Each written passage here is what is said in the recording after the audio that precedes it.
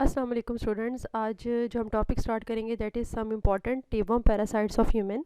हमने देखना है कि कौन कौन से ऐसे टेपवर्म्स हैं जो कि इंसानों में पैरासाइट के तौर पर रहते हैं। जो पहला हम डिस्कस करेंगे उसका साइंटिफिक नेम है टीनिया रिंकस सैजिनेटस और इसका कॉमन नेम है बीफ टेपवर्म। ठीक है, इसका लाइफ साइकिल जो है अभी हम स्टार्ट करते हैं। अब इस पिक्चर में दो लाइफ साइकिल्स बने हुए हैं। हमने इस वाले लाइफ साइकिल को देखना है। ये वाला लाइफ साइकिल जो है वो टीनिया रिंकस सैजिनेटस का है। इसको हम थोड़ा सा बड़ा कर लेते हैं। ठीक है, और साथ साथ हम इस लाइफ साइकिल को देखते जाएंगे। हमारे पास यहाँ पर ये जो है ये जो है बीफ टेपवर्म है और ये इंसान के अंदर रहता है, इंसान के इंटेस्टाइन में रहता है। ये जो पिंक वाला सारा एरिया है ये इंसान का दिखाया है। यहाँ से लेकर यहाँ तक जितनी भी पिक्चर्स आप देखोगे ये सारी इंसान के अंदर हो रही है सारा प्रॉब्लम।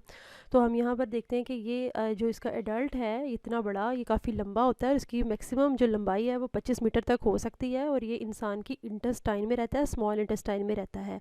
इसके अंदर ये देखें छोटे छोटे प्रोग्लॉटिड्स हैं और ये जो आखिरी वाला प्रोग्लॉटिड है ये ग्रेविड प्रोग्लॉटिड है जो कि इससे अलहदा हो गया है। एक प्रोग्लॉटिड के अंदर तकरीबन 80,000 एग्स जो है वो प्रोड्यूस होते हैं और फिर बाद में जब ये ब्रेक फ्री हो जाता है यानी कि मेन टेबम से अलहदा हो जाता है तो ये प्रोग्लॉटिड जो है ये जब रिलीज़ होगा तो साथ ही साथ इसके एग्स भी रिलीज़ इसके अंदर से होंगे। इन्होंने इसी प्रोग्लॉटिड को बड़ा करके दिखाया। ये ग्रेविड प्रोग्लॉटिड है, इसमें 80,000 एग्स हैं। इसके एक एग की जब डेवलपमेंट होती है तो उस एग के अंदर से बनता है एक लार्वा जो कि उस और लार्वे का नाम होता है ऑनकोसफेयर।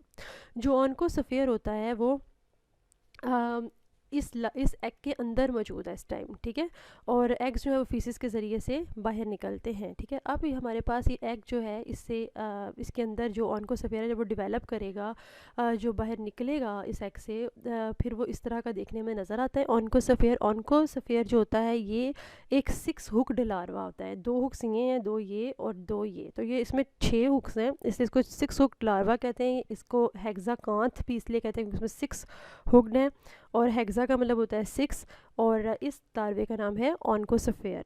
ठीक है, अब हमारे पास ये ऑनकोसफेयर जो है ये किस तरीके से आगे से काम करेगा। यहाँ पर ये जो हेक्साकांथ लार्वा जो ऑनकोसफेयर है ये आप देख रहे हो कैटल के अंदर। ठीक है, एक्चुअली क्या हुआ है कि ये कैटल ने ये अंडे खा लिए हैं। ठीक है, या ये प्रोग्लॉटिड खा लिए। अब कैटल कैसे खा लेती है, असल में ह्यूमन फीसिस के अंदर ये एग्स होते हैं और अगर ह्यूमन फीसिस की कंटेमिनेशन हो किसी भी घास के ऊपर या किसी भी पौधे के ऊपर जिसके ऊपर कैटल फीड करेगी तो कैटल या तो उन फीसिस के अंदर मौजूद एग्स को खा लेगी जो कि फीसिस में होंगे या फिर वो प्रोग्लॉटिड्स को भी अपने अंदर ले जाएगी। ठीक है, जिसकी वजह से वो कैटल की बॉडी के अंदर एग जो हैं आ जाएंगे और फिर बाद में जब इसकी बॉडी में आ जाएंगे तो जो एग्स हैं उनकी डेवलपमेंट होगी और उसके अंदर से ऑनकोसफेयर जो है वो रिलीज़ हो जाएगा और जो ही रिलीज़ होगा एग से निकल के वो कैटल की इंटेस्टाइन के अंदर पेनिट्रेट कर जाएगा। इंटेस्टाइन के अंदर उसकी दीवार में चला जाएगा, दीवार से होता उसकी ब्लड वेसल्स में चला जाएगा और ब्लड सर्कुलेशन में एंटर हो जाएगा। ब्लड से होता होता वो फिर उसके बाद में ब्लड चूँकि आपको पता है कैटल के मसल्स तक भी जाता है तो जब ब्लड कैटल के मसल्स तक जाएगा तो उस ब्लड से ये ऑनकोसफेयर जो है ये मूव कर जाएगा उसके मसल्स में और उसके मसल्स के अंदर जाके वो एक जो है फ्लूइड फिल्ड ब्लैडर बना देगा जिसका नाम है सिस्टी सर्कस। ठीक है, ये एक सिस्टी सर्कस है जो कि मसल्स के अंदर मौजूद होता है। अगर हम इसको देखें इसका स्ट्रक्चर कैसा है, इसके अंदर ये फ्लूइड भरा हुआ होता है, इसलिए हम इसको कहते हैं ये फ्लूइड फिल्ड ब्लैडर है।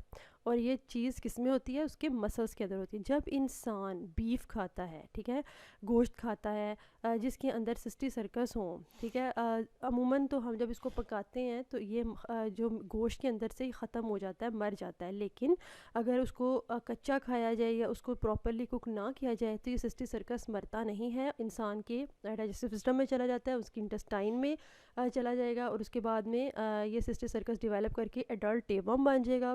फिर उसकी स्कोलेक्स जो है वो इंसान की स्मॉल इंटेस्टाइन के साथ अटैच हो जाएगी और फिर बाद में वो अपना एडल्ट बॉडी साइज अटेन कर लेगा और फिर ये साइकिल जो है दोबारा से चलता रहेगा। ठीक है, तो ये था हमारे पास जो टीनिया रिंकस सैजिनेटस का लाइफ साइकिल। अब ये मैंने थोड़ा सा दिखाया है टाइनियासिस जो है ये वो बीमारी है जो कि टीनिया रिंकस सैजिनेटस की वजह से होती है और एक और टेपवर्म है टीनिया सोलियम की वजह से भी होती है, ठीक है। ये भी हम इसके बाद नेक्स्ट जो लाइफ साइकिल पढ़ेंगे वो हम टीनिया सोलियम का पढ़ेंगे। तो टीनिया सोलियम और टीनिया रिंकस सैजिनेटस दोनों जो है टीनियासिस की बीमारी कॉज करते हैं। अब इन्होंने जो आपकी किताब में नेक्स्ट लाइफ साइकिल बताया है वो अभी हम नहीं डिस्कस करेंगे, ये किसी कोई और लाइफ साइकिल है। तो जो आपकी बुक में नेक्स्ट लाइफ साइकिल बताया है वो भी टीनियासिस की बीमारी के मुतालिक ही है, और उसका वो टेवम जो बीमारी का कॉज करता है उसका नाम है टीनिया सोलियम, ठीक है। तो ये जो लाइफ साइकिल है ना, ये टीनिया सोलियम और टीनिया रिंकस दोनों का कॉमन लाइफ साइकिल इन्होंने बनाया हुआ है यहाँ पे। टीनिया सोलियम का कॉमन नेम जो होता है वो होता है पॉक टेवम।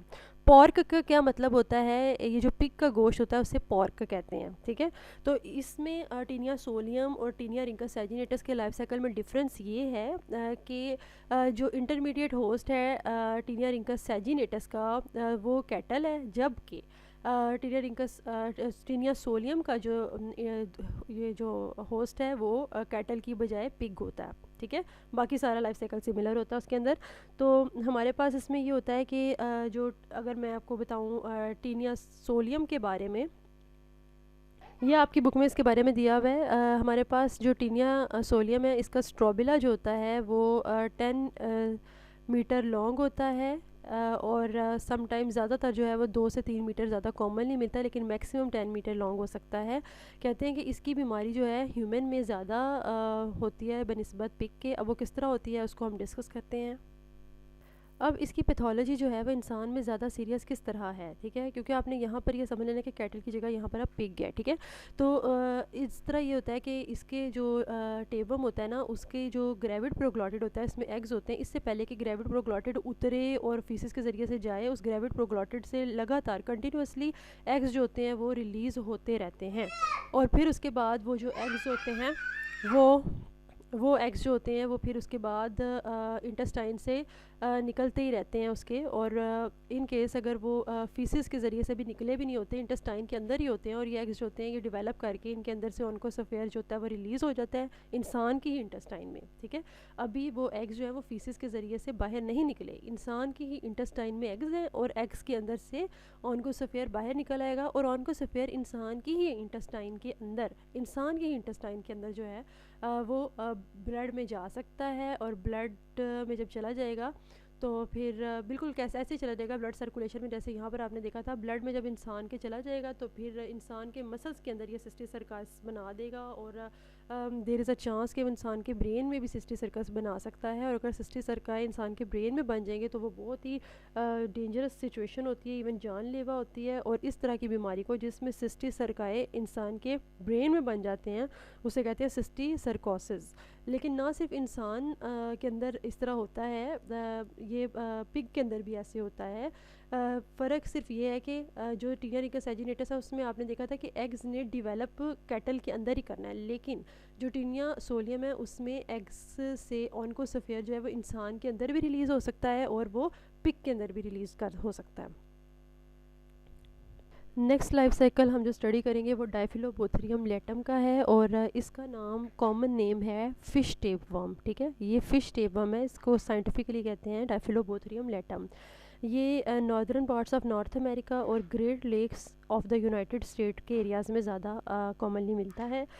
इसकी खूबी या इसका करेक्टर ये है कि इसकी स्कॉलेक्स जो होती है, जो इसकी स्कॉलेक्स आपको नज़र आ रही है, इसके अंदर 2 लॉन्गिट्यूडनल ग्रूव्स होते हैं। एक ग्रूव इस तरफ होता है और एक ग्रूव इस तरफ होता है। ग्रूव का मतलब होता है डिप्रेशन सा होता है, और चूँकि 2 ग्रूव्स होते हैं इसलिए हम इसको कहते हैं डाइफिलोबोथरियम।